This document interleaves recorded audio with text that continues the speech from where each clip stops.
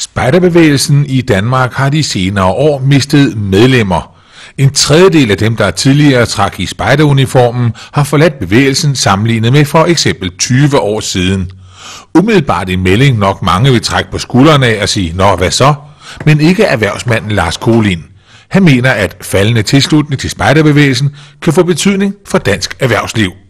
Og det får stor betydning, fordi spejderarbejdet er den vigtigste lederuddannelse, vi i virkeligheden har i dag for unge mennesker.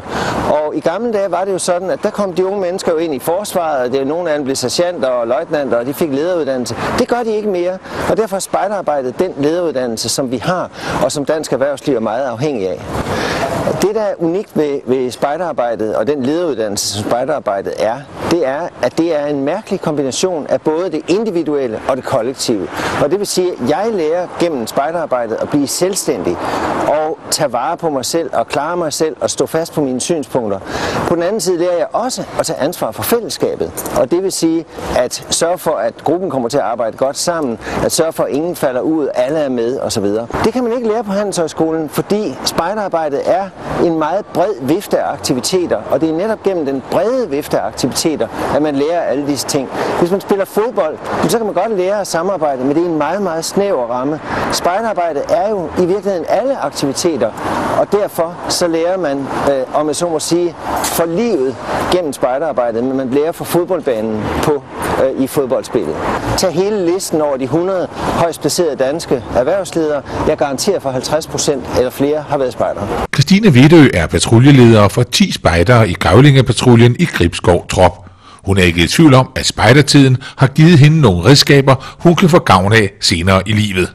Nu har jeg været leder 2 år her i Grævlingepatruljen i Gribskov, og jeg får som leder et rigtig godt indblik af, hvad mine forskellige patruljemedlemmer, hvilke kompetencer de har, og hvilke områder jeg kan sætte dem til at arbejde på, når vi for eksempel er på tur. Men det der med at kunne fordele opgaver og styr på folk, hvad folk er gode til, og hvad folk måske skal have lidt mere hjælp til, vil jeg sige, hvad er vigtigt at kunne. Jeg tror, at det er rigtig, rigtig godt for mig, fordi jeg har lært super meget af at være sammen med de mennesker her, og få rigtig meget ud af at få rollen og få opgaven som at være leder. Det giver jo en del ansvar, og det synes jeg, at det lærer man rigtig meget af at bruge i hvert fald. En anden, der ikke er i tvivl om, at spejderbevægelsen skaber ledere, er statsminister Lars Løkke Rasmussen.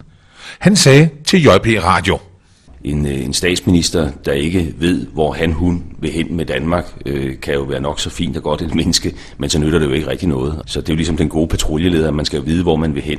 Spejderarbejdet går sådan set ud på at bygge bro mellem individet og fællesskabet, ikke? Fordi når man står der som en patrulje i hamrende regnvejr og skal prøve at få fisken stegt med noget sølvpapir, så skal man trække på forskellige ressourcer i den her patrulje. Og det synes jeg, man lærer meget af, at se, hvem har styrken, hvem har svagheden, hvem er ved at gå sukkerkold, hvem skal spares lidt, hvem skal trække læsset nu. Det er jo det gode ved spejderarbejdet, det er, at man får hurtigt ansvar.